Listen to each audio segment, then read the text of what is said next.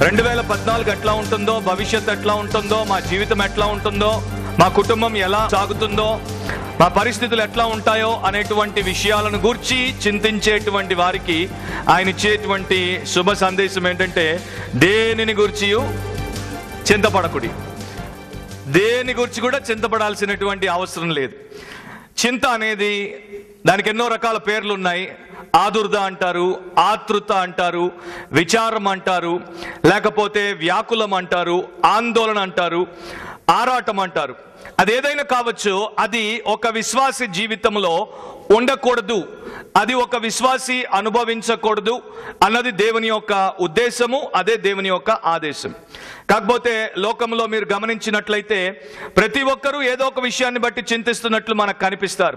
ఉద్యోగి తన pending work కొరకు చింతపడుతూ ఉంటాడు, వ్యాపారస్తుడు తన లాభాల కొరకు చింతిస్తూ ఉంటాడు, సేల్స్ మెన్ తన సేల్స్ టార్గెట్ కొరకు చింతిస్తూ ఉంటాడు, పాలిటీషియన్ రాజకీయ నాయకుడు తన రాజకీయాల్లో పైకి వెళ్ళాలని, ఎన్నికల్లో గెలవాలని చింతిస్తూ ఉంటాడు, నిరుద్యోగి మంచి ఉద్యోగం కొరకు చింతిస్తాడు, అండ్ విద్యార్థి పరీక్షల్లో మంచి మార్కులు సంపాదించాలని చింతిస్తాడు, అవివాహితులు వివాహం కొరకు చింతిస్తారు, అప్పులున్నటువంటి వాడు అప్పు భారం తొలగిపోవాలని చింతిస్తాడు, ఇతరులతో ఉన్నటువంటి అపార్థ విషయాల్లో వాటిని దూరం చేసుకోవాలని అలాంటి స్థితిలో ఉన్నటువంటి వారు చింతిస్తారు, ఆరోగ్యానికి సంబంధించినటువంటి చింతలు, ఇంకా అనేక రకాలైనటువంటి చింతలకు మనుషులు గురవుతూ మనకు కనిపిస్తారు. అందుకనే ఇప్పుడున్నటువంటి సమాజం గురించి చెప్పాల్సి వస్తే ప్రతి ఒక్కరూ ఏదో ఒక విషయాన్ని గురించి చింతిస్తూనే ఉన్నట్టు మనకు లోకం చెప్తోంది. క్రైస్తవ సంఘంలో కావచ్చు, బయట ఉన్నటువంటి సమాజంలో కావచ్చు, రెండు గ్రూప్స్ ఆఫ్ పీపుల్లో కూడా మనం గమనించేది ఏంటంటే అందరూ చింతకు గురవుతున్నారు. ఈ యొక్క యుగాన్ని ఏమంటారు తెలుసా? ది ఏజ్ ఆఫ్ యాంగ్జైటీ అంటారు. ఆందోళనతో కూడుకున్నటువంటి యుగముగా ఇది పేరుగాంచింది. అండ్ మన సమాజాన్ని ఏమనొచ్చు అంటే సొసైటీ ఆఫ్ స్ట్రెస్ అనొచ్చు. ఒత్తిడికి గురైపోయి నలిగిపోతున్నటువంటి సమాజము అని చెప్పుకోవచ్చు. రోజంతా మనల్ని టెన్షన్ పలకరిస్తూనే ఉంటుంది. మిమ్మల్ని పలకరించకపోతే మీరు ధన్యులు. రోజంతా మనల్ని టెన్షన్ పలకరిస్తూనే ఉంటుంది. అండ్ కొంతమందికి ప్రతి వారం తప్పకుండా పానిక్ అటాక్ వస్తూనే ఉంటుంది. ఆ యొక్క పానిక్ అటాక్కి గురైనప్పుడు అనవసరమైనటువంటి రోగాలకు వారు గురి కావాల్సి వస్తుంది. చాలా సంవత్సరాల క్రితం మొట్టమొదటిసారి ఒక చైనా దేశస్థుడు అమెరికా దేశానికి వచ్చాడు. అమెరికన్ల యొక్క జీవిత విధానాన్ని, వారి పోకడలను ఆయన చూస్తున్నప్పుడు ఎవరో వచ్చి ఆయన అడిగారంట, ఈ పాశ్చాత్య జీవిత విధానాన్ని, ఈ అమెరికన్ యొక్క లైఫ్ స్టైల్ని, వీరి యొక్క కల్చర్ని నీవు వర్ణించాల్సి వస్తే ఎలా వర్ణిస్తావని చెప్పినప్పుడు ఆ చైనీస్ ఆయన ఆ వెస్టర్న్ జనరేషన్ అంతటిని కూడా 3 ముక్కల్లో చెప్పేశాడు. వీరి గురించి 3 మాటలు చెప్పొచ్చు: హరీ, వర్రీ అండ్ బర్రీ అన్నాడంట. So hurry, worry and bury. So వారెప్పుడు తొందరగా ఉరుకులు పరుగులు తీస్తూ ఉంటారు, నిరంతరము చింతకు గురవుతుంటారు, టైం కన్నా ముందు చచ్చిపోయినప్పుడు వారిని పాతి పెడుతూ ఉంటారు. సో చాలాసార్లు నాకేమనిపిస్తుందంటే బహుశా మన చిన్న సంఘంలో కూడా కొంతమంది ఇలాంటి పరిస్థితిలోనే ఉన్నారేమో, మీరు ఆ యొక్క హరీ, వర్రీ, బర్రీ సిచ్యువేషన్ని ఎదుర్కొంటున్నారేమో అని కూడా నాకు అనిపిస్తూ ఉంటుంది. ఈ మధ్య చాలా మంది యవనస్తులు నాతో మాట్లాడుతున్నప్పుడు నాకు తరచూ ఒక మాట వినపడుతూ ఉంటుంది: మాకు చాలా స్ట్రెస్ ఉంది బ్రదర్, మేము చాలా స్ట్రెస్కి గురవుతున్నాం అని. స్ట్రెస్ అనేది స్ట్రెస్ చేసి మరీ చెప్తుంటారు నాకు. మీకు తెలుసో లేదో, 65 సంవత్సరాల క్రితము అసలు మానవుడి జీవితంలో ఉండేటువంటి చింతను, ఆందోళనను, ఆదుర్తను సూచించడానికి ఈ స్ట్రెస్ అనే పదం వాడేవారు కారు. అది యాక్చువల్గా ఒక ఇంజనీరింగ్ టర్మ్ అనమాట. బిల్డింగులు, బ్రిడ్జ్లు ఒక రకమైనటువంటి ఫోర్స్కి గురైనప్పుడు, ఒత్తిడికి గురైనప్పుడు వారు అనేవారు this is a stressful situation అని. అండ్ స్ట్రెస్ అంటే ఒక రకమైనటువంటి భారం పడ్డము, అండ్ ఉన్నటువంటి షేప్ నుండి ఇంకొక వికృతమైనటువంటి షేప్ లోనికి ఆ బిల్డింగ్, ఆ బ్రిడ్జ్ ఆ భారం కిందకు వచ్చినప్పుడు వెళ్ళిపోవడం, దాన్ని స్ట్రెస్ అని చెప్పేవారు. కాకపోతే 1956లో మొట్టమొదటిసారి హ్యాన్స్ సెలీ అనేటువంటి ఒక రచయిత ఒక పుస్తకాన్ని రాశాడు. ఆ పుస్తకం పేరు ద స్ట్రెస్ ఆఫ్ లైఫ్, జీవితంలో ఉండేటువంటి ఒత్తిడి అనే పుస్తకాన్ని రాసినప్పుడు మొట్టమొదటిసారి ఈ ఇంజనీరింగ్ టర్మ్ ని తీసుకొని మనిషి తన జీవితంలో ఎదుర్కొనేటువంటి ఒత్తిళ్లకు, భారాలకు ఎలాంటి పరిస్థితిని కల్పించుకుంటాడో దాని గురించి చక్కగా వివరిస్తూ రాశాడు. సో ఆయన మొట్టమొదటిసారి human life is very stressful అని వాడాడు. సో ఇక అప్పటి నుండి ఆ రచయితను బట్టి పుస్తకం బాగా పాపులర్ అయిపోయింది కనుక అందరికీ మానవ జీవితంలో ఒత్తిడి ఎదుర్కొన్నప్పుడు మేము స్ట్రెస్కి గురవుతున్నాం, మేము స్ట్రెస్ కింద ఉన్నామని చెప్పడం మొదలుపెట్టారనమాట. అమెరికా దేశంలోనే మీరు గమనించినట్లయితే 90s ఒక స్టడీ జరిగినప్పుడు ఒక మ్యాగజైన్, ప్రివెన్షన్ మ్యాగజైన్ అనేటువంటి వారు ఇచ్చినటువంటి రిపోర్ట్ ఏంటంటే 73% మంది మనుషులు వారానికి కనీసం ఒక్కసారైనా తప్పకుండా ఏదో రకమైనటువంటి స్ట్రెస్కి గురవుతారు. అండ్ అమెరికా దేశంలోనే ప్రతి సంవత్సరము ఇలాంటి చింతకు, స్ట్రెస్కు గురయ్యేటువంటి వారు ఖర్చు పెట్టేటువంటి డబ్బు అక్షరాల $12 బిలియన్ కన్నా ఎక్కువ. $12 బిలియన్ అంటే మామూలు విషయం కాదు. అండ్ కార్ల్ మెనెంజర్ గారి ఇన్స్టిట్యూట్, వరల్డ్ లో ఫేమస్ ఇన్స్టిట్యూట్ అది, దాంట్లో వారు చెప్పేటువంటి విషయం ఏంటంటే 70% మంది మనుషులకు అనవసరంగా చింతను బట్టే జబ్బులు వస్తాయంట.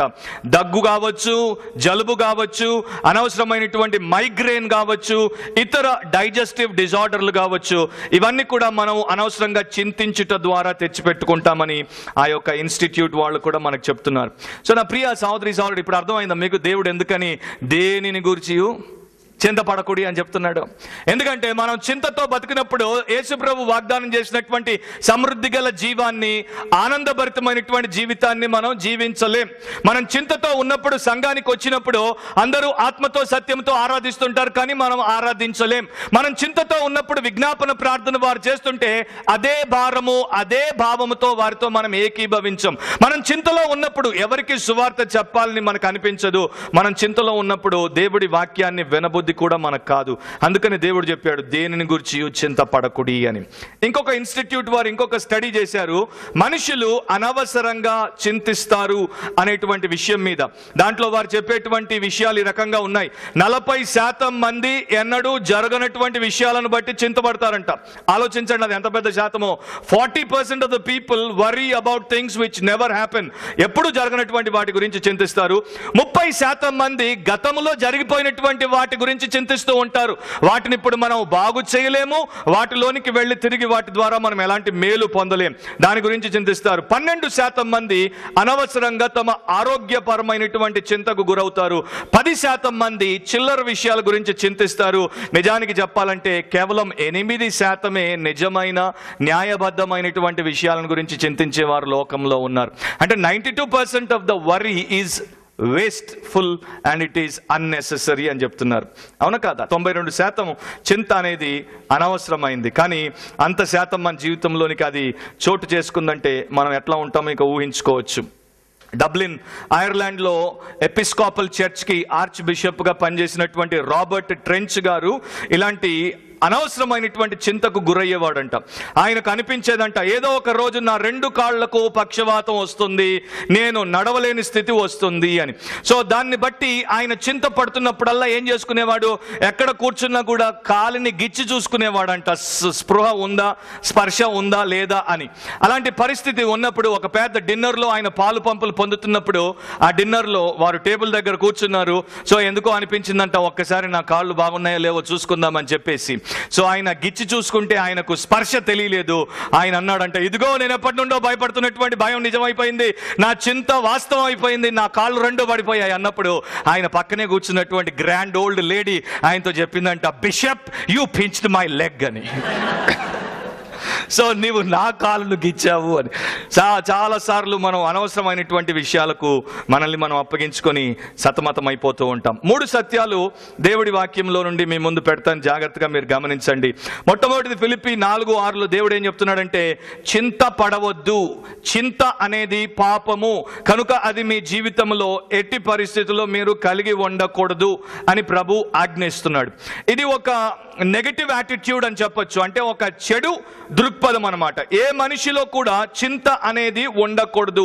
అది దేవుని యొక్క ఉద్దేశం, అదే దేవుని యొక్క ఆదేశం.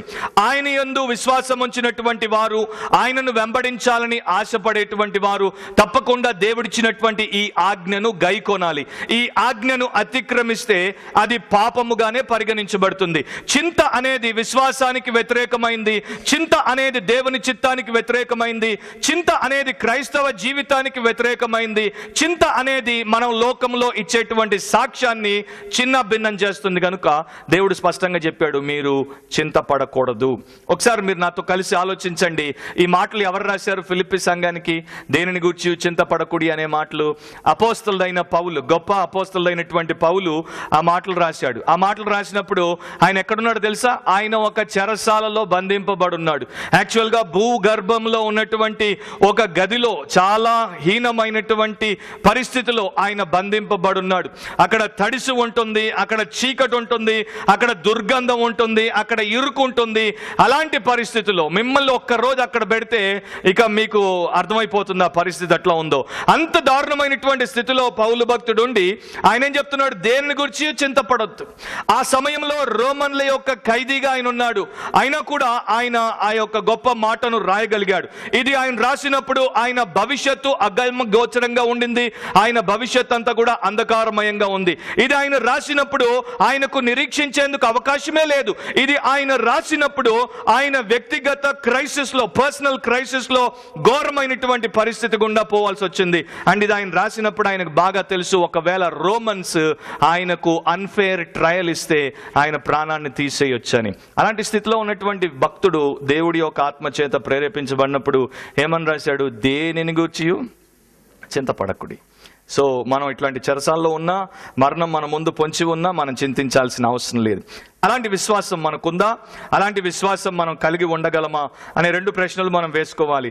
ఉందా అన్న ప్రశ్నకు మీరే జవాబు ఇవ్వాలి. ఉండగలదా అనే ప్రశ్నకు నేను జవాబిస్తాను, ఉండగలము. అందుకనే మత్తయి సువార్త 6వ అధ్యాయంలో పలుమార్లు మన ప్రభు అయినటువంటి యేసు చింతపడవద్దు అని ఆయన తన శిష్యులకు నేర్పించాడు. ఆయన మీరు జాగ్రత్తగా గమనిస్తే KJV వర్షన్ లో చక్కగా ఉంటుంది. ఆయన టేక్ నో థాట్ అంటాడు. దాదాపు 5 సార్లు ఆ మాటలు ఆ 6వ అధ్యాయం 25వ వచనం నుండి 34వ వచనం వరకు మనకు కనిపిస్తాయి. సో ప్రభువు కూడా మనకేం చెప్తున్నాడు? మీరు చింతించాల్సిన అవసరం లేదు. ఎందుకు? మీకు పరలోకమందున్న తండ్రి ఉన్నాడు. మీరు చింతించాల్సిన పని లేదు. మిమ్మల్ని ప్రేమతో చూసుకునేటువంటి దేవుడు ఉన్నాడు. ఆయన కునుకడు, నిద్రపోడు, ఆయన కాచి కాపాడువాడు. ఆయన కనికరమును బట్టి మనకు కావలసినటువంటి ఈవులన్నింటినీ కూడా మనకు నిరంతరము అనుగ్రహించేవాడు. సో అంత మంచి దేవుడు మనకున్నప్పుడు మనం చింతించుట తగునా? ఆలోచించండి. మ్యాక్స్ లుకాడో అనేటువంటి మంచి డివోషనల్ ఆథర్ తన పుస్తకం కమ్ థర్స్టీ అనేటువంటి పుస్తకంలో చింతన గురించి 2 మాటలు రాశాడు.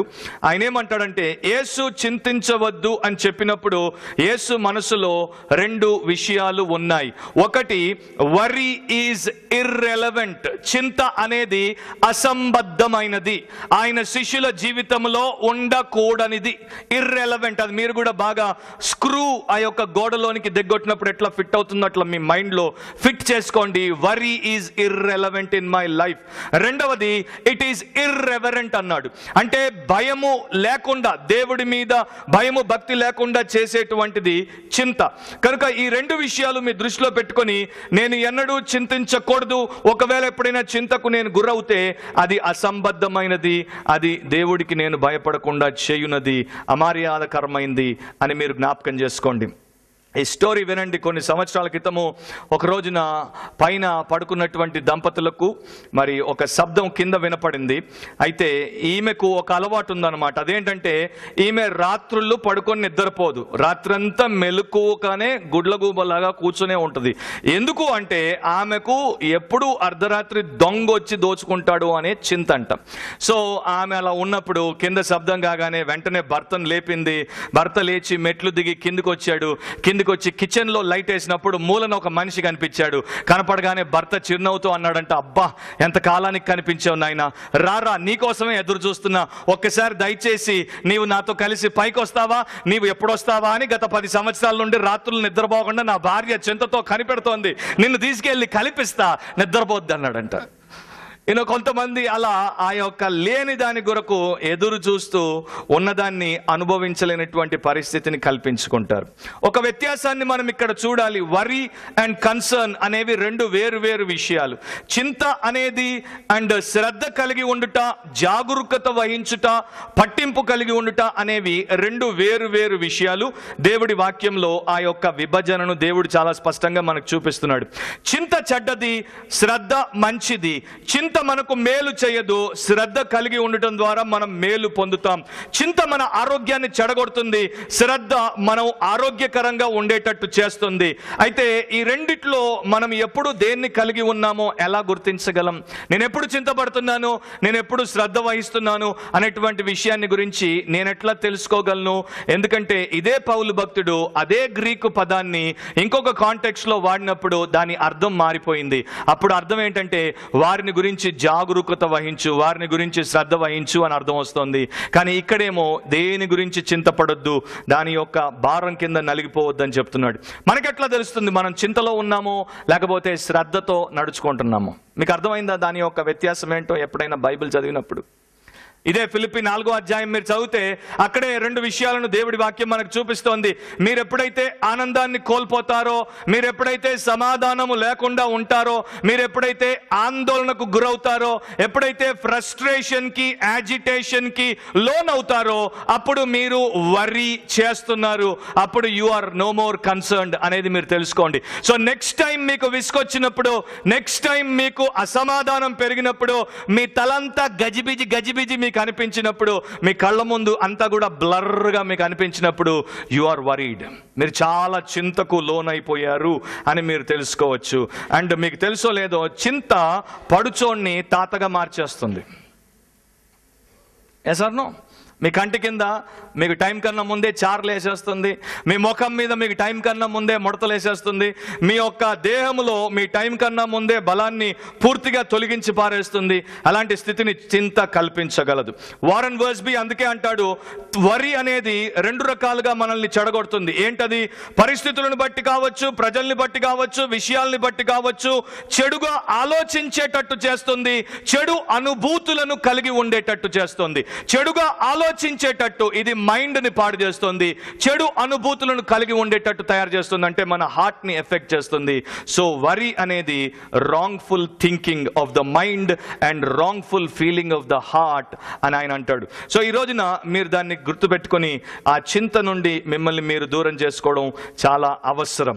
ఒకసారి ఒక భార్యకు విసుకొచ్చింది, భర్త పడుకోకుండా ఆ 3 గంటల సమయంలో అర్ధరాత్రి ఆయన బెడ్రూమ్ లో అటు ఇటు తిరుగుతూ పచారులు చేస్తున్నప్పుడు ఆయన అడిగిందంటే, ఎందుకంటే ఈ టైంలో నిద్రపోకుండా అటు ఇటు తిరుగుతున్నారు, ఎందుకు అలా విసుగుతో తిరుగుతున్నారు అన్నప్పుడు ఆయన చెప్పాడంట, మన పక్కింటోడు తెలుసు కదా, మొన్నే వాడి దగ్గర 1000 పౌండ్లు నేను తీసుకున్నాను, రేపు వాడికి నేను తిరిగి ఇవ్వాలి, కానీ నా దగ్గర తిరిగి ఇవ్వడానికి డబ్బు లేదు, రేపు ఉదయం లేవగానే వాడు డైరెక్ట్ గా నా దగ్గరకు వచ్చి డబ్బు అడుగుతాడు, వాడికి ఏం చెప్పాలో నాకు అర్థం కావట్లేదు, అందుకని నిద్ర రావట్లేదు అన్నప్పుడు ఆ మంది అంట, అయ్యో దానికోసం ఇంత కష్టపడాలా, అదేదో నాకు ముందే చెప్తే సరిపోదా అని టక్కున బెడ్ మీద నుండి లేచి పక్కకు పోయి కిటికీ తెరిచి శామ్ శామ్ అని గట్టిగా పిలిచిందంట. పిలవగానే అవతలోడు ఉలిక్కిపడి లేచి కిటికీ తెరిచి నిద్ర మొహంతోనే వచ్చి అడిగాడంట, ఏంటి అని. అప్పుడు చెప్పిందంట, 3 రోజుల క్రితం నా భర్త నీ దగ్గర 1000 పౌండ్లు తీసుకున్నాడు, రేపు తిరిగి ఇవ్వాలి, ఆయన దగ్గర లేవు, ఎప్పుడు ఇస్తాడో తెలియదు, పడుకో అని చెప్పేసి కిటికీ మూసేసి, ఇప్పుడు పడుకో, చింతించుట వాడి వంతు అందంట. చాలా సింపుల్ సొల్యూషన్ కదా.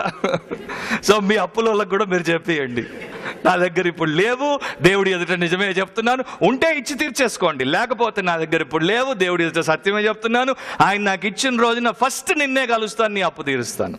సో ఇక మీరు చింత నుండి వాడు చింతలో ఉండిపోతాడు. ఇక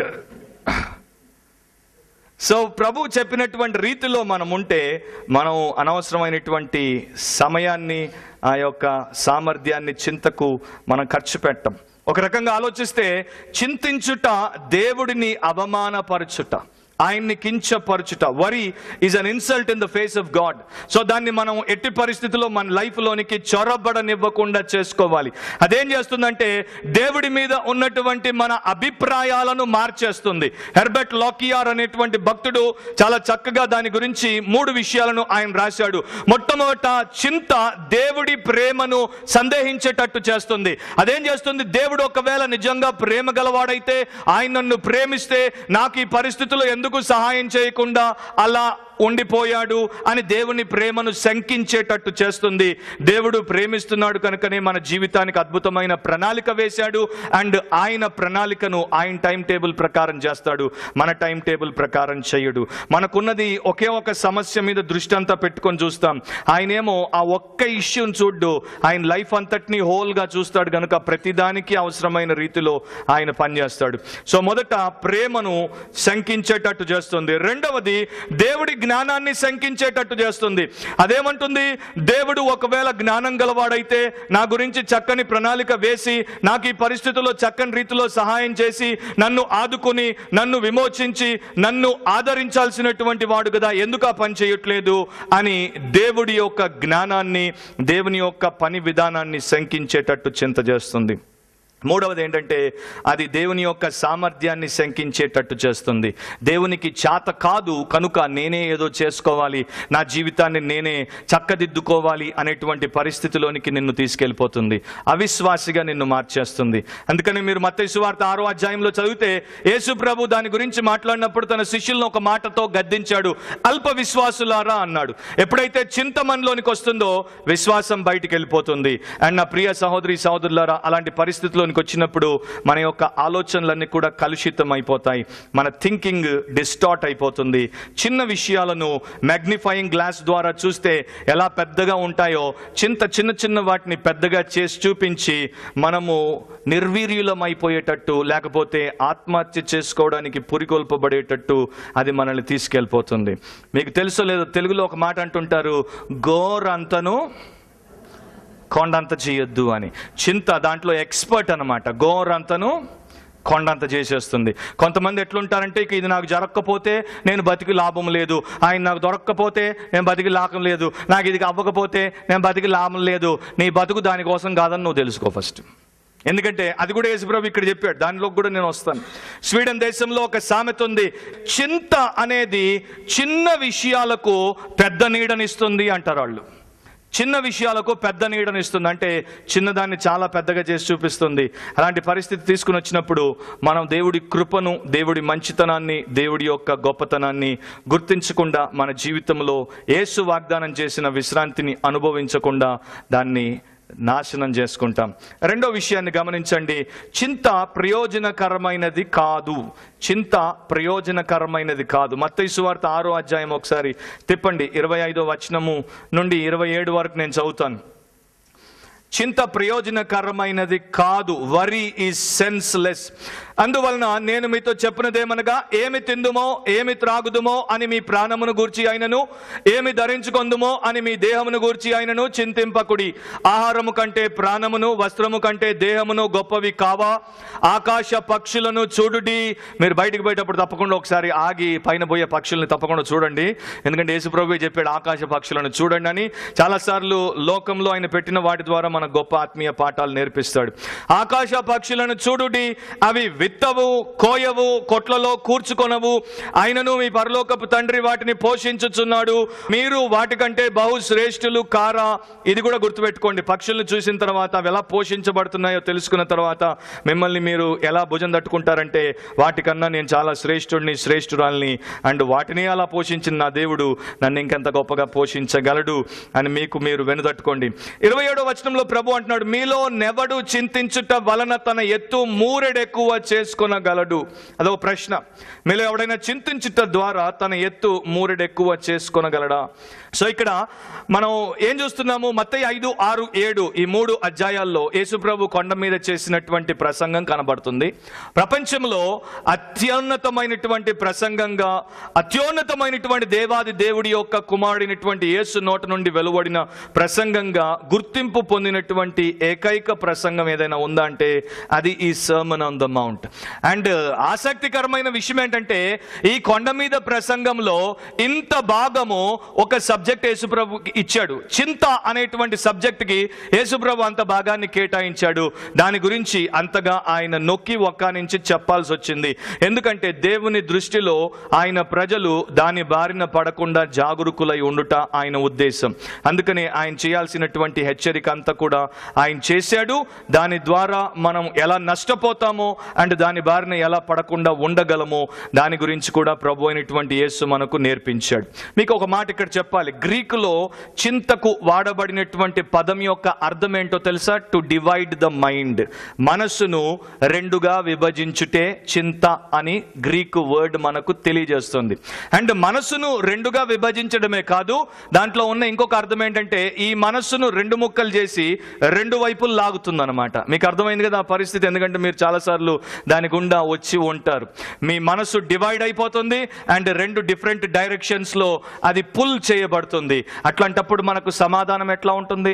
అట్లాంటప్పుడు మనకు నిరీక్షణ ఎట్లా ఉంటుంది? ఆనందం ఎట్లా ఉంటుంది? నెమ్మది ఎట్లా ఉంటుంది? అలాంటప్పుడు మనం అంత ఆందోళనకు ఆరాటానికి గురవుతూ ఉంటాం. ఇంగ్లీష్లో అదే ఓల్డ్ ఇంగ్లీష్ రూట్ వర్డ్ ని మనం తీసుకుంటే వరి అనేటువంటి పదానికి లిటరల్ మీనింగ్ ఏంటంటే to strangle or to choke అని అర్థం అనమాట. టు స్ట్రాంగిల్ అంటే మీకు తెలియకపోతే అయిన తర్వాత నేను మీకు చూపిస్తాను, డెమాన్స్ట్రేషన్ చేస్తాను. గొంతు గట్టిగా పట్టి నొక్కడం అనమాట. సో చింతించే వారు ఎలాంటి పరిస్థితిని కల్పించుకుంటారు? అది వారిని గట్టిగా పట్టి చోక్ చేస్తుంది, స్ట్రాంగిల్ చేస్తుంది, వారు గిజగిజ కొట్టుకునేటట్టు వారిని చేస్తుంది. అందుకనే ప్రభు చెప్తున్నాడు చింతించవద్దు అని. నా ప్రియ సహోదరి సహోదరుడా, అలాంటి పరిస్థితిలో ఆయన ప్రజలు పడుట ఆయనకు ఇష్టము లేదు. ఇక్కడ ఒక మాట రాశారు తెలుగులో, తన ఎత్తు మూరెడెక్కువ చేసుకొనగలడు అని రాయబడి ఉంది. ఇంగ్లీష్లో రకరకాలుగా వర్షన్స్ దాన్ని ట్రాన్స్లేట్ చేశారు. ఎందుకంటే అక్కడ యేసు వాడినటువంటి గ్రీకు పదానికి రెండు అర్థాలు కూడా ఇవ్వచ్చు. ఒకటి మూరెడెత్తు అంటే 18 అంగుళాల ఎత్తు. తన యొక్క ఫిజికల్ స్టేచర్కి 18 అంగుళాల ఎత్తు చింతించడం ద్వారా ఏ మనిషి అయినా పెంచుకోగలడా? కొంతమంది షార్ట్ పీపుల్ వస్తారు, ఏమనుకోకండి షార్ట్ పీపుల్. కొంతమంది అంటుంటారు, నా ముఖ్యంగా కొన్ని ప్రేయర్ రిక్వెస్ట్లు నాకు వచ్చాయి, అన్న నా వయసు ఇప్పుడు ఇంత అయిపోయింది, ఇంక దాని తర్వాత పెరగనంటున్నారు, కనుక మీరు ప్రార్థన చేయండి, ఈ టైంలోనే నేను షూట్ అయిపోయేటట్టు అని కూడా కొంతమంది చెప్పారు. అండ్ వాళ్ళు బహుశా దాని గురించి ఎంత చింతిస్తూ ఉండొచ్చో నాకు తెలియదు. కానీ అలాంటి వాళ్ళు ఒకవేళ ఉంటే అర్థం చేసుకోండి, మీరు ఎంత చింతించినా 18 కాదు కదా, 1 అంగుళం కూడా పెరగలేరు. అండ్ రెండో అర్థం ఏంటంటే ఒకడు ఎంత చింతించినా తన జీవితాన్ని కాస్తైనా పొడిగించుకోగలడా? పొడిగించుకోలేడు, దాన్ని ఇంకా తగ్గించేసుకోగలడు. చింతించే వాళ్ళందరూ సమయం కన్నా ముందే చచ్చిపోతారు. కాకపోతే దేవుడి మీద మీరు ఆధారపడ్డారనుకోండి, ఆయన మీకు హైట్ కావాలంటే ఫిజికల్ హైట్ని ఇవ్వగలడు, అండ్ స్పిరిచువల్ స్టేచర్లో హైట్ కావాలంటే ఆ హైట్ ఇవ్వగలడు. అండ్ దేవుడికి ఒక్కడికే సాధ్యం మీ జీవితానికి 1 వారమో 1 మాసమో 1 సంవత్సరమో 10 సంవత్సరాలు ఆయుష్ను ఇవ్వడం. సో రెండు కూడా దేవుడి ద్వారానే సాధ్యం, కానీ అవి రెండు చింత ద్వారా సాధ్యం కావు. కనుక మనం చింతించుట వ్యర్థం అనేది ప్రభు మనకు నేర్పించే విషయం. వాన్స్ హ్యావ్నర్ అనే భక్తుడు అందుకే అంటాడు, చింత ఒక రాకింగ్ చైర్ లాంటిది. ఎంతమంది ఇళ్లలో రాకింగ్ చైర్ ఉంది? మీ ఇంట్లో రాకింగ్ చైర్ ఉందా? ఆ రాకింగ్ చైర్లో మీరు కూర్చున్నప్పుడు మీరు రాక్ చేస్తూ ఉంటారు కానీ మీరు ఎక్కడికి పోరు. సో చింత మీకు చేయడానికి ఒక పనిని ఇస్తుంది కానీ మిమ్మల్ని ఎక్కడికి తీసుకుపోదు అంటాడు ఆయన. కనుక అనవసరమైనటువంటి చింత మీకు దూరం చేసుకోవడం మీ వంతు. యేసు 6వ అధ్యాయంలో చింతించుటను చాలా స్పష్టంగా చాలా బలంగా ఖండించాడు. కనుక మనం ఆయన యొక్క మాటను గైకొనాలి. ఇంగ్లీష్లో KJVలో చక్కని మాట ఉంటుంది, టేక్ నో థాట్ అని. నా ఫస్ట్ టైం చాలా సంవత్సరాల క్రితం నేను చదివినప్పుడు టేక్ నో థాట్ అంటే అర్థం ఏంటి, నేను దాన్ని ఎట్లా అర్థం చేసుకున్నానంటే, ఓహో నేనేమి ఆలోచించొద్దు. టేక్ నో థాట్ అంటే అర్థం ఏంటి? నేనేమో ఆలోచించొద్దు అంటే ఆలోచించకుండా మనిషి ఎట్లా బతుకుతాడు? ప్రతి పరిస్థితి మన ముందుకు వచ్చినప్పుడు మనం దాని గురించి ఆలోచించాలి, దాన్ని పర్యవేక్షించాలి, దాన్ని విశ్లేషించాలి, దాంట్లో ఒక ప్రణాళిక వేసుకోవాలి, ఒక పద్ధతి ప్రకారం దాంట్లో మనం ముందుకు సాగాలి. సో యేసుప్రభు ఏంటి టేక్ నో థాట్ అంటాడు. ఏమి తినాలో నేను ఆలోచించకపోతే లంచ్ నాకు ఎట్లా వస్తుంది? ఏం వేసుకోవాలో నేను ఆలోచించకపోతే, ఎక్కడ నా యొక్క షర్ట్ కొనాలో నేను ఆలోచించకపోతే, ఎంత పెట్టి కొనాలో ఆలోచించకపోతే, ఎప్పుడు పోయి కొనాలో ఆలోచించకపోతే అసలు ఆ వస్త్రం నా ఒంటి మీదకి ఎట్లా వస్తుంది? సో భోజనం గురించి ఏం తిందుము ఏమి తాగుదుమో టేక్ నో థాట్ అన్నాడు. జస్ట్ ఒక 2 రోజులు చేసి చూడండి అది. Don't take any thought, close your kitchen and just SIT like that. వస్త్రాల గురించి, భోజనం గురించి, ఇతర విషయాల గురించి టేక్ నో థాట్ అంటే ఆయన అర్థం కొంతమంది నాలాంటి వారు మొదట్లో అర్థం చేసుకున్నట్టు అస్సలు ఆలోచించకూడదని కాదు.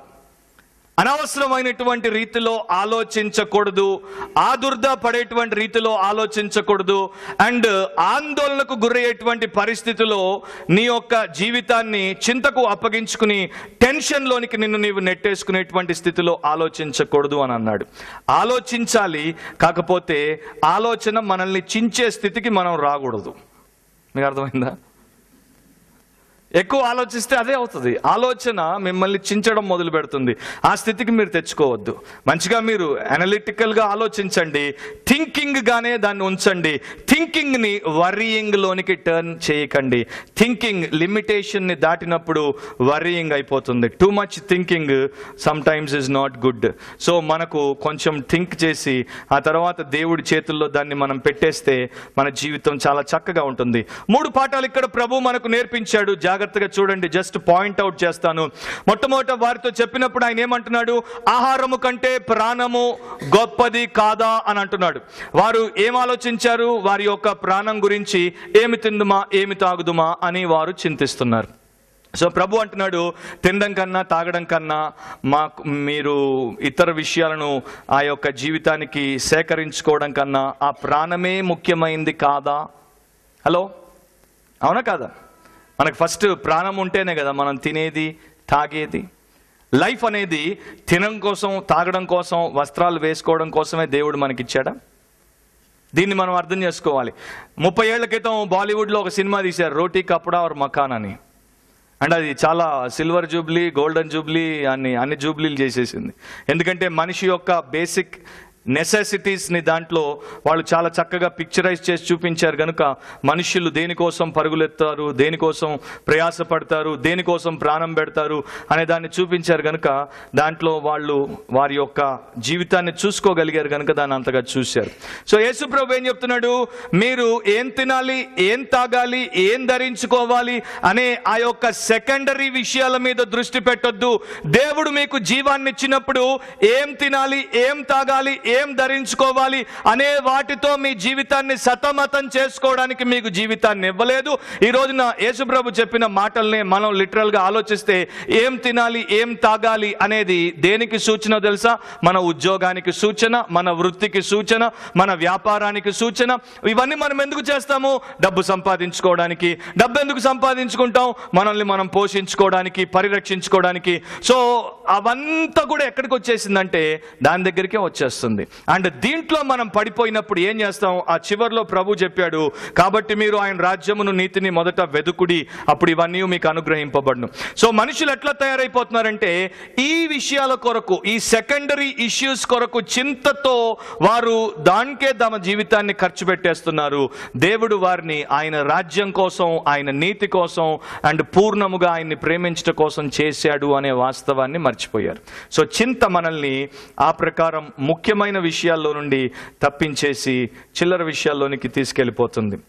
రెండవది ఏంటంటే మనము ఎవరి వారమో అది కూడా మనం తెలుసుకోలేనటువంటి స్థితిలోనికి చింత మనల్ని నెట్టేస్తుంది. ఇక్కడ ప్రభు అయినటువంటి యేసు శిష్యులకు ఏం నేర్పించాడు? చక్కని పోలికతో వారికి ఏం నేర్పించాడంటే, మీకు ఒక తండ్రి ఉన్నాడు అండ్ ఆ తండ్రి ఆకాశ పక్షులను పోషించినప్పుడు, ఆ తండ్రి ఆ యొక్క నేల మీద మొలిచేటువంటి ఆ పువ్వులను అంత చక్కగా అలంకరించినప్పుడు మీరు వాటికన్నా బహుశ్రేష్ఠులు కనుక మీకు ఎందుకు కావలసినవన్నీ అనుగ్రహించడు అని యేసు వారితో చెప్పడం మనం ఇక్కడ చూస్తున్నాం. నా ప్రియ సహోదరి సహోదరులు, మీరు ఎంతమంది నమ్ముతున్నారు మన ప్రపంచంలో ఉన్న పక్షులన్నింటినీ దేవుడే పోషిస్తున్నాడని? ఎంతమంది నమ్ముతున్నారు ప్రపంచంలో ఉన్న పక్షులన్నింటినీ దేవుడే పోషిస్తున్నాడు? అదే బ్రదర్, మా ఇంటి మీద పావురాలు ఉంటాయి, రోజు గింజలు వేసేది నేను. గింజలు వేయడానికి నిన్ను చేసింది దేవుడు. ఆ గింజను నీకు ఇచ్చింది వేయడానికి దేవుడు. అండ్ వేయాలి అనే బుద్ధిని ఇచ్చింది దేవుడు. ఆ పావురాన్ని నీ పొట్టకు ఆహారంగా చేసుకోకుండా నీకున్న దానికి పెట్టేటట్టు చేసింది దేవుడు. సో అక్కడికి వెళ్ళిపోతే అంత దేవుడే. సో ఆయనే పోషిస్తున్నాడు. లక్షలాది స్పీసీస్ ఉన్నాయి, అవి చెక్కు చెదరకుండా ఉన్నాయి. కాకపోతే మనం చేసే పొరపాట్ల వల్ల అవి నాశనం అయిపోతున్నాయి, అది వేరే విషయం. కానీ దేవుడు మాత్రం పోషిస్తున్నాడు. ఎప్పుడైనా మీరు చుట్టుపక్కల ఉన్నటువంటి మంచి నేల లేకపోతే తోటను చూడండి, మంచి మురికి నేలను చూడండి, అక్కడికి వచ్చే రంగురంగుల పుష్పాలని చూసారా? నాకు ఆ ఇంట్రెస్ట్ ఉంది. నేను అవి చూసినప్పుడు ప్రతి దాన్ని షేప్ని, దాని యొక్క సైజుని, దాని కలర్ని, దాని స్మెల్, కొన్ని నచ్చుతాయి కొన్ని నచ్చవు. చూసినప్పుడు నేను అనుకుంటాను, అబ్బా దేవుడు ఎంత క్రియేటివ్, ఎంత వెరైటీని ఆయన లోకంలో చేశాడు. సో అలాంటి వాటిని కొన్ని మనకు పనికే రావు, అలాంటి వాటిని దేవుడు అంత అద్భుతంగా చేసినప్పుడు ఆయన పుత్రులమైనటువంటి మనల్ని దేవుడు పట్టించుకోకుండా ఉంటాడా? ఆలోచించండి. అందుకే ఒకసారి ఒక చెట్టు కొమ్మ మీద 2 పక్షులు మాట్లాడుకుంటున్నాయంట. మాట్లాడుకుంటూ ఒక పక్షి ఇంకో పక్షితో అందంట, ఈ మనుషులు ఎందుకు ఎప్పుడు చూసినా విసుగుతో, మరి ఆ యొక్క వ్యాకులముతో, తొందర పడుతూ ఉరుకులు పరుగులతో వారి బతుకుతూ ఉంటారు, వారికి ఎందుకు అలాంటి చింతతో కూడిన జీవితం అన్నప్పుడు ఇంకో పక్షి చెప్పిందంట, ఎందుకంటే వారిని పోషించి వారిని సంరక్షించుటకు మనకు పరలోకమందున్నట్లు తండ్రి లేడేమో అందంట.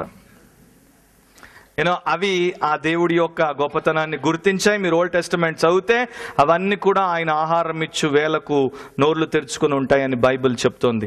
సో వాటిని చూసినటువంటి దేవుడు మనల్ని చూడ్డా, అదే ప్రభు చెప్తున్నాడు, మీరు వాటికన్నా బహుశ్రేష్ఠులు కారా. సో అలాంటప్పుడు మార్టిన్ లూథర్ అంటాడు, అందుకనే ప్రభు ఇక్కడ ఏం చేశాడంటే, జ్ఞానులకు పక్షులు, ఆఫ్టర్ ఆల్ లోకంలో ఉండేటువంటి మామూలు పక్షులను ఉపాధ్యాయులుగా చేసి ఈ జ్ఞానులను సిగ్గుపరచు వారికి వాటి ద్వారా పాఠాలు నేర్పి బుద్ధి తెస్తున్నాడు అని మార్టిన్ లూథర్ ఈ ప్యాసేజ్ గురించి చెప్పాడు. అమెరికాలో ఒక హెల్త్ డిపార్ట్మెంట్ వారు ఒక పరిశోధన చేశారు. దాంట్లో వారు కనుక్కున్న విషయం ఏంటంటే, యానిమల్స్కి, జంతువులకు లోపల ఎలాంటి టెన్షన్ ఉండదంట. జంతువులకు లోపల ఎలాంటి టెన్షన్ ఉండదు, ఎలాంటి చింత ఉండదు.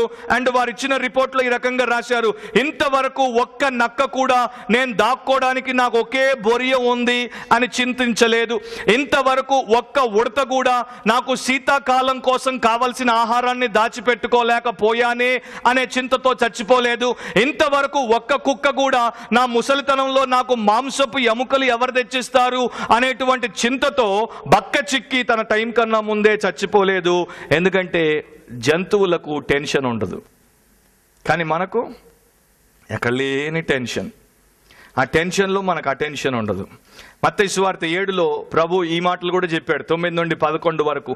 మీలో ఏ మనుష్యుడైనను తన కుమారుడు తన్ను రొట్టెను అడిగిన ఎడల వానికి రాతినిచ్చునా, చేపను అడిగిన ఎడల పామునిచ్చునా? ఆ 2 ప్రశ్నలకు మనం అందరం ఇచ్చే జవాబులు ఏంటంటే, ఇవ్వము. ఇస్తారా మీరు? పేరెంట్స్ ఇవ్వరు. మీకు లేకపోయినా తప్పకుండా వారికి మంచివే ఇస్తారు.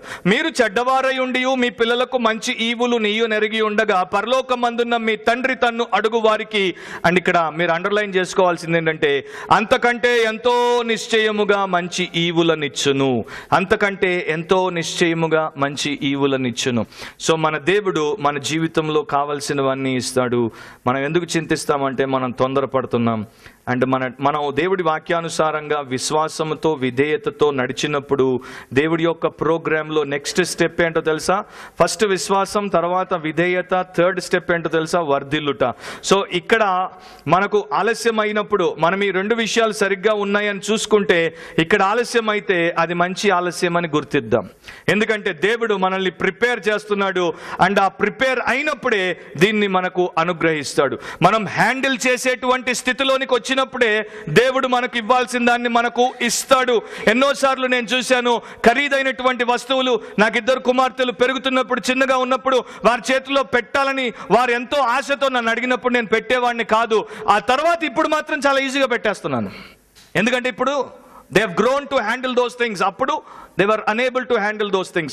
సో దేవుడు కూడా మనం హ్యాండిల్ చేసే స్థితికి వచ్చినప్పుడు మనకు అన్నీ ఇస్తాడు. మనం ఇది తీసేయి, అది తీసేయి, అది ఇచ్చేయి అంటాము, కానీ అవి మనల్ని ఎలా చెడగొడతాయో దేవుడికి తెలుసు కనుక అవి అలాగే హోల్డ్ చేసి మనల్ని మోల్డ్ చేసిన తర్వాత మనకు వాటిని రిలీజ్ చేస్తాడు. అప్పుడు ఎంత మంచి ధన్యత మనం ఉంటుందో మనకు అర్థమవుతుంది. 3వది ప్రభు చెప్పేశాడు, మీరు చింతించుట ద్వారా మీకు లాభం లేదు. 2 విషయాలు గుర్తుపెట్టుకోండి. గుర్తుపెట్టుకోండి, మిమ్మల్ని ప్రేమించి పోషించి అన్నీ మీకు సమకూర్చే పరలోకపు తండ్రి ఉన్నాడు. అండ్ మీ జీవితాన్ని ఈ 2వ దశకు చెందిన విషయాల కొరకు ఖర్చు పెట్టకండి. మొదట ఆయన చెప్పిన దాన్ని మీరు చెయ్యండి. సో చింతించకండి, దాని ద్వారా ఏమి లాభం లేదని ప్రభు చెప్పాడు. సో చింత ద్వారా సాధించేది ఏమీ లేదు. అదే మనల్ని పట్టుకొని వారం వారం మాసం మాసం సాధిస్తూ ఉంటుంది తప్ప, చింత మనలను చెరపడం తప్ప మనకు ఏమీ చేకూర్చదు అనే సత్యాన్ని తెలుసుకోండి. చింత సహాయము చేయదు, అది నిన్ను సమాధి చేస్తుంది. చింత బలపరచదు, అది బలహీనపరుస్తుంది. చింత ఆరోగ్యం చెడగొడుతుంది అండ్ మనల్ని ఆయాస పెడుతుంది. మనకు దుఃఖముతో ఎలాంటి ఆశీర్వాదం అనుభవించకుండా చేస్తుంది. కనుక దాని నుండి మిమ్మల్ని మీరు దూరం చేసేసుకోండి. నా ఫైనల్ పాయింట్, అయితే ఏం చేయాలి బ్రదర్? చింతపడద్దు అండ్ చింత ప్రయోజనకరం కాదు, కానీ నా నెత్తి మీద ఇంత చింత ఉంది, నా హృదయంలో ఇంత చింత ఉంది, నా మనసు మీద అంత చింత ఉంది, ఏం చేయాలి? ఇప్పుడు చివరిది చదవండి. ఏం చేయాలో కూడా దేవుడే మనకు చెప్పాడు. 1 పేతురు 5వ అధ్యాయం 7వ వచనం. మనందరం ఫుల్ స్ట్రెంగ్త్తో ఇది చేయాలి. 1 పేతురు 5వ అధ్యాయం 7వ వచనం. ఆయన మిమ్మును గూర్చి చింతించుచున్నాడు కనుక మీ చింత యావత్తు ఆయన మీద వేయుడి. ఆయన మీద వేయుడి. చింతించుచున్నాడు ఫుట్ నోట్లో మీరు చూస్తే లక్ష్యము చేయుచున్నాడు అని ఉంది. ఆయన మీ గురించి శ్రద్ధ వహించుచున్నాడు, ఆయన మిమ్మల్ని మనస్కరించుచున్నాడు, ఆయన మిమ్మల్ని కానుచున్నాడు కనుక మీ చింత యావత్తు ఆయన మీద వేయండి. వేయడం అంటే ఎట్లా అంటే, మీ మీద బరువైనటువంటి మూట ఉంటే దాన్ని తీసి యేసు మీదకి రోల్ చేసేయడం. అంటే దాన్ని మీ మీద నుండి పూర్తిగా ఎత్తేసి పూర్తిగా దాని బరువు అంతటితో ఆ మొత్తం అంతటిని యేసు మీదికి విసిరివేయడం. ఎంతమంది ఆ పని చేశారు? చాలా తక్కువ మంది. వారే మోస్తుంటారన్నమాట. అండ్ జేబీ ఫిలిప్స్ బైబిల్ ట్రాన్స్లేషన్లో ఈ ప్రకారం ఉంటుంది, you can throw the whole weight of your anxieties upon him for you are his personal concern. ఆయన మీ గురించి చింతిస్తున్నాడు కనుక మీ చింత యావత్తు ఆయన మీద వేసేయండి, ఆయన దాన్ని చూసుకుంటాడు. ఎంత మంచి మాట ఒకసారి ఆలోచించండి.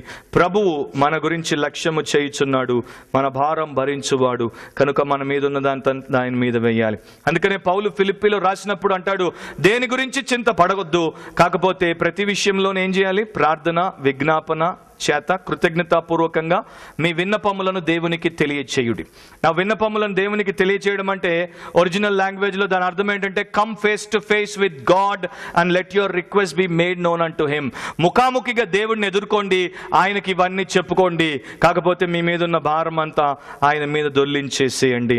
ఒక భక్తుడు అందుకే అంటాడు, prayer is the cure for care అని. సో మీ మీద ఉన్నటువంటి ఏ కేర్ అయినా పర్వాలేదు, దానికి క్యూర్ ప్రేయర్లోనే ఉంది. ప్రభు మీద ప్రార్థన ద్వారా విశ్వాసమును బట్టి మీ యొక్క ప్రతి కేర్ను విసిరేయండి. ఆరోగ్య సంబంధమైందైనా, అనారోగ్యానికి సంబంధించిందైనా, ఆర్థిక పరిస్థితి అయినా, వివాహానికి సంబంధించిందైనా, గర్భానికి సంబంధించిందైనా, ఉద్యోగానికి సంబంధించిందైనా, లేకపోతే కుటుంబానికి సంబంధించిందైనా, ఆత్మీయ జీవితానికి సంబంధించిందైనా, మరొకటైనా ఏదైనా, సూర్యుని కింద ఉన్న ఏ విషయమైనా యేసు మీద వేయడం నేర్చుకోండి. ఫిలిప్పీ 4:5 మీరు తర్వాత చదువుకోండి. పౌలు దేనిని గూర్చి చింతపడకుడి అని రాయక మునుపు ఒక అద్భుతమైన మాట రాశాడు, ప్రభువు సమీపముగా ఉన్నాడు, దేనిని గూర్చి చింతపడకుడి అని. సో ప్రభువు సమీపంగా ఉన్నప్పుడు చింతించాల్సిన అవసరం ఉందంటారా? లేదు. మొట్టమొదటిసారి ఒక కుటుంబం వారు వారి అమ్మమ్మను ఒక దేశం నుండి ఇంకొక దేశానికి విమానం ఎక్కించి ప్రయాణము చేయిస్తున్నారు. ఆ ముసలావిడ చాలా ఇబ్బందితో, భయంతో, ఆందోళనతోనే ఎక్కింది, కూర్చుంది, అవతలికి వెళ్ళిపోయింది, దిగింది. అవతల కుటుంబం వాళ్ళు ఆమెను తీసుకుని ఇంటికి వస్తూ కారులో ఆమెను అడిగారంట, మరి అక్కడ కూర్చోబెట్టారు కదా, మంచిగా కూర్చున్నావా, చక్కగా విమాన ప్రయాణం ఎంజాయ్ చేసావా, విమానం నిన్ను చూడి ఎంత దూరం మోసుకొని వచ్చిందో, ఎంత బాగా వచ్చావో అని వారు పలకరిస్తుంటే ఆమె చాలాసేపు సైలెంట్గా ఉందంట. ఆ తర్వాత నిట్టూర్పు విడుస్తూ అందంట, బోడి విమానం ఏం మోసుకొచ్చింది, దాని మీద నేను బరువు వేస్తేగా అందంట. అంటే ఆ సీట్లో ఆమె కంఫర్టబుల్గా కూర్చోలేదు, బరువు అంతా వేసి కూర్చోలేదు, బిగబట్టి అట్లే ఉందన్నమాట. నా బరువు దీని మీద పడితే ఇది ఇంకెక్కడ పడుతుందో అని. సో దాని లాగానే ఎట్లుందంటే మనం కూడా ప్రభుతో ఎట్లాంటి సంబంధం పెట్టుకుంటామంటే, నేను ఆయన మీద బరువు వేస్తే, నేను ఆయనకు భారం అయితే ఆయనకి ఏమైనా నష్టం వస్తుందేమో అన్నట్టు ఉంటాం. సో యేసు ఒళ్ళో మీరున్నప్పుడు అట్లా బిగపట్టుకొని ఉండకండి, లూజ్గా ఉండండి, రిలాక్స్డ్గా ఉండండి. ఆయనను మీ బరువును మోయనివ్వండి, అది ఆయనకి చాలా ఇష్టం. సో ఆయనే చెప్పాడు మీ భారం అంతా ఆయన మీద వేసేయమని.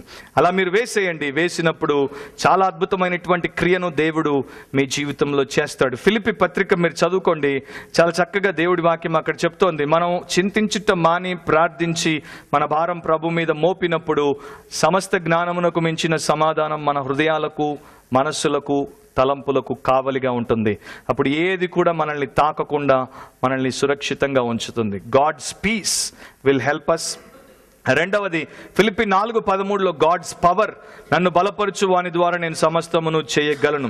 సో దేవుడి యొక్క సన్నిధి, దేవుడి యొక్క సామర్థ్యంతో మన జీవితంలో ఎలాంటి పరిస్థితిలో ఎలాంటి చింతను మనం ఎదుర్కోవాల్సి వచ్చినా అన్నింటినీ అధిగమించగలం, జయించగలం. దేవుడు దాని కొరకు మనల్ని బలపరుస్తాడు. ఫిలిపియన్స్ 4:19 గాడ్స్ ప్రొవిజన్, ఆయన మనకు కావలసినవన్నీ కూడా సమకూరుస్తాడు. అలాంటి గొప్ప వాగ్దానం చేశాడు. తన ఐశ్వర్యము చొప్పున మన ప్రతి అవసరాన్ని క్రీస్తు యేసులో మహిమలో తీరుస్తాడు. గనుక మనం ఇక చింతించాల్సిన పనే లేదు. అందుకే హడ్సన్ టైలర్ చైనా దేశానికి గొప్ప మిషనరీగా సువార్తను తీసుకెళ్లినటువంటి ఆ మహాభక్తుడు తన జీవితంలో నేర్చుకున్న పాఠాన్ని అందరికీ చెప్పేవాడు. ఈ రకంగా శ్రేష్టమైనటువంటి సలహా ఇచ్చేవాడు. మనము మన పనిని, మన పథకాలను, మనలను, మన జీవితాలను, మన ప్రియులను, మన ప్రభావాన్ని, మనకున్న సమస్తాన్ని నేరుగా దేవుడి చేతిలో పెట్టేద్దాం, అంతా ఆయనకు అప్పగించేద్దాం. మన కొరకు మనం ఏమీ కలిగి ఉండకుండా సమస్తం ఆయనకి ఇచ్చేసినప్పుడు ఇక అప్పుడు మనకు చింతించాల్సినది అంటూ ఏది ఉండదు అంటాడు. When you surrender everything to God, when you make him the manager of your life, then there is nothing that you need to worry about. మీకు తెలుసో లేదో, ఇంగ్లీష్లో యాంగ్జైటీ, ANXIETY 7 అక్షరాల పదం. దాంట్లో ANXETY మధ్యలో ఏముంది? I. So when you run your life, మీ జీవితాన్ని మీరు నడుపుకున్నప్పుడు, మీరు నిండుగా ఉన్నప్పుడు, దాన్ని ఆయన మీద విసరినప్పుడు, ఆయన మీద వేయనప్పుడు మీకేముంటుంది? చుట్టుముట్టి ఏముంటుంది? యాంగ్జైటీ ఉంటుంది. యాంగ్జైటీ ఇంకెక్కడెక్కడికో మిమ్మల్ని నడిపించేయగలదు. సో అలాంటి స్థితిలో ఉండకుండా ఈరోజే విశ్వాసంతో ప్రభు మీద మీ యొక్క ప్రతి భారమును మోపండి, మీరు నిమ్మలంగా ఉండండి. YMCAలో ఒకప్పుడు మరి మేనేజర్గా పనిచేస్తున్నటువంటి జార్జ్ అనేటువంటి వ్యక్తి YMCA బాగా నష్టపోతూ, డబ్బు చాలా తగ్గిపోయి, మెంబర్స్ తగ్గిపోయి, దాని పేరు తగ్గిపోయి, అది అసలు మూతవేయబడుతుందేమో అనేటువంటి పరిస్థితి వచ్చినప్పుడు ఆయన చాలా యాజిటేట్ అయిపోయేవాడు. ఇన్ని కష్టాలను ఎదుర్కొని దీన్ని ఎట్లాగైనా సరే నేను నిలబెట్టాలి అనే విషయాన్ని బట్టి వారానికి 85 గంటలు, అంటే రోజుకు 12 గంటలు మించి పనిచేసేవాడు. పనిచేయాల్సింది 6 గంటలే, కానీ డబుల్ టైం పనిచేసేవాడు. అయినా కూడా పరిస్థితుల్లో మార్పు రాలేదు. రాత్రులు నిద్ర పట్టేది కాదు, అయినా పరిస్థితుల్లో మార్పు రాలేదు. ఎన్నో పథకాలు వేశాడు, ఒక్కటి ఫలించలేదు. విసుగు అండ్ వైరాగ్యం, చింతతో సతమతం అయిపోతున్నప్పుడు ఆయనకు అనారోగ్యం వచ్చింది. ఒక కౌన్సిలర్ దగ్గరికి తీసుకెళ్తే వాళ్ళు చెప్పారంట, నువ్వు ఇలాంటి పరిస్థితి నుండి బయటపడకపోతే నీకు నర్వస్ బ్రేక్ డౌన్ వస్తుంది, నీవు చచ్చిపోయే పరిస్థితి కూడా వస్తుందని. సో ఆయన ఒక మధ్యాహ్నం పూట తన చేతిలో ఉన్న ఒక చిన్న రైటింగ్ ప్యాడ్ తీసుకొని వుడ్స్లోనికి వెళ్ళిపోయాడు, ఒక అరణ్య ప్రాంతంలోనికి వెళ్ళిపోయి చాలా నెలల తర్వాత ఫస్ట్ టైం ఆ చల్లని చక్కని పచ్చని ప్రాంతంలోనికి వచ్చినప్పుడు, ఏ మనిషి కంటపడినప్పుడు, YMCAకి దూరంగా ఉన్నప్పుడు ఫస్ట్ టైం ఆయనకి ఆ చల్లని బ్రీజ్తో పాటు కొంచెం బాడీలో కూడా రిలాక్స్డ్గా అనిపించిందంట. సో ఆ టైట్నెస్ అనేది వదిలేశాడు. ఒక చెట్టు దగ్గర కూర్చొని పైకి చూస్తూ దేవుడి గురించి ఆలోచిస్తూ ఒక లెటర్ రాశాడు. డియర్ గాడ్, ప్రియమైన దేవా, ఇక నుండి నేను జనరల్ మేనేజర్గా ఈ యొక్క YMCAకి, యూనివర్స్కి ఉండుట నుండి రాజీనామా చేస్తున్నాను, అంతా నీ చేతుల్లో పెడుతున్నాను, నువ్వే చూసుకో, నువ్వే ఏమైనా చేసుకో అని రాసేసి కింద సైన్డ్ బై జార్జ్ అని రాసేసాడు. ఎప్పుడైతే అది రాసేసాడో ఆయన మీద ఉన్నటువంటి పెద్ద భారం పోయిందంట. అండ్ ఆయన తన పుస్తకంలో ఏమని రాశాడంటే, నేను రిజిగ్నేషన్ ఇచ్చానో లేదో వెంటనే ఆయన యాక్సెప్ట్ చేసేసాడు. ఆయన యాక్సెప్ట్ చేసేసాడు అండ్ నన్ను రిలీవ్ చేసేసాడు. ఇక అప్పటి నుండి ఆయనే అన్ని చూసుకున్నాడు. అండ్ YMCA చాలా పైకి వచ్చింది, ఎన్నో దేశాలకు పోయింది. అది వేరే స్టోరీ, మనకు తెలుసు.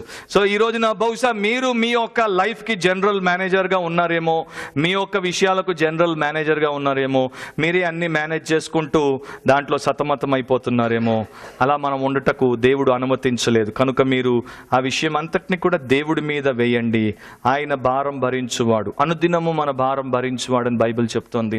సో ప్రేయర్లో ఆయనతో సమయం గడిపినప్పుడు ప్రతిరోజు ఏ ఏ విషయాలు మీకు చింతగా మారే ప్రమాదాన్ని సూచిస్తున్నాయో వాటన్నిటిని ఆయనకు ట్రాన్స్ఫర్ చేసేయండి. మీరు కన్సర్న్ కలిగి ఉండే విషయాలు మీ దగ్గర పెట్టుకోవచ్చు, నో ప్రాబ్లం. శ్రద్ధగా జాగ్రత్తతో పట్టింపుతో వాటిని మీరు చక్కదిద్దండి, చేయండి. మిమ్మల్ని నలగొట్టేవి, నాశనం చేసేవి అన్నీ ఎక్కడికి పోవాలి? Throw them with all your strength, throw them to Jesus. ఆయనకు వాటిని మోయడం చాలా ఇష్టం. ఒక స్త్రీ చాలా గొప్ప పాఠం నేర్పిస్తుంది ఆమె లైఫ్లో. 6 మంది పిల్లలు, భర్త చచ్చిపోయాడు. అయినా కూడా ఆమెకు దేవుడిచ్చినటువంటి దర్శనం ఏంటంటే అనాథలను, వీలైనంత మందిని నేను తెచ్చి పెంచి పెద్ద చేసి ప్రభు కొరకు ప్రయోజకుల్ని చేయాలి. సో ఈమె కడుపున పుట్టిన 6 మందినే కాకుండా ఆమె అనాథలుగా ఉన్న ఇంకొక 12 మందిని తెచ్చింది. మొత్తం ఇంట్లో 18 మంది ఉన్నారు. ఎవరికీ అర్థమయ్యేది కాదు ఈ విధవరాలు 18 మంది పిల్లల్ని ఎలా చూసేదో. నన్ను అడిగితే నేను చెప్తాను, 2 చూడడం చాలా కష్టం చాలా మందికి. సో 18 మందిని చూడడం. సో ఆమెను ఒకరు అడిగారంటే ఎట్లా చూస్తున్నావు, ఎట్లా ఇదంతా మేనేజ్ చేస్తున్నావు అన్నప్పుడు చెప్పిందంట, ఇదంతా కూడా నేను పార్ట్నర్షిప్ లో చేస్తున్నాను. నేను I work and he worries, I work and he worries, I do the job, he provides. So నాకు కావాల్సింది ఏంటంటే ఈ పిల్లలకు స్నానం చేయించడం, వస్త్రాలు వేయడం, భోజనం పెట్టడం, వీళ్ళకి ప్రభువుని గురించి నేర్పించడం, స్కూల్కి పంపించడం. మిగతా వీళ్ళ బాగోగులు, వీళ్ళ సంరక్షణ, వీళ్ళ పోషణ, వీళ్ళ అవసరాలు అన్ని కూడా ఆయన చూసుకుంటాడు. So I mean partnership with my lord Jesus Christ. He will worry, he will do everything, I will only work for him అని చెప్పింది. సో ఈ రోజున మనం కూడా అదే చేయొచ్చు. మన జీవితంలో, మన పిల్లల జీవితంలో, మన కుటుంబాల్లో ఏది ఉన్నా కూడా దాన్ని దేవుడికి అప్పగించేసి 3 విషయాలు మీరు విన్నారు. చింత పడకూడదు, ఎందుకంటే అది పాపం. Worry is sin, so we should not worry. రెండవది, చింత ప్రయోజనకరమైంది కాదు. Worry is senseless, so there is no use having it. మూడవది ఏంటంటే చింత అంతటిని, యావత్తును అన్నాడు కదా, కొంచెం కూడా మీ దగ్గర ఉంచుకోకండి, ఇన్స్టాల్మెంట్ మీద ఈకండి, మొత్తం అంతా ఒకేసారి వేసేయండి. చింత యావత్తును ఆయన మీద వేసేయండి. Cost all your cares upon your saviour and మీరు రిలాక్స్డ్గా ఉండండి. సో చింత లేకుండా ఉండండి, చక్కగా దేవుడిచ్చిన గొప్ప విషయాలను ఆనందించి అనుభవించండి. అట్టి కృప దేవుడు మనందరికీ అనుగ్రహించునుగాక. ప్రార్థన చేద్దాం. 1 నిమిషం మీరు తీర్మానం తీసుకోండి. మీ జీవితంలో అనవసరమైనటువంటి విషయాలను గురించి మీరు చింతిస్తూ ఉంటే అది పాపం కనుక ఆ పాపమును దేవుడి సన్నిధిలో ఒప్పుకుని విడిచిపెట్టి ఆయన పరిశుద్ధ రక్తంలో కడుగబడదాం, పవిత్రపరచబడదాం, నిమ్మలంగా మనం ఉందాం. ఆయన అన్నిట్లో మనకు జయాన్ని అనుగ్రహిస్తాడు. పరిశుద్ధుడు అయిన మా తండ్రి, ఈ ఉదయకాల సమయంలో ఈ చివరి ప్రభు దినమందు మీరు మాకు ఇచ్చిన సందేశం కొరకు మీకే స్తోత్రాలు చెల్లిస్తున్నాం.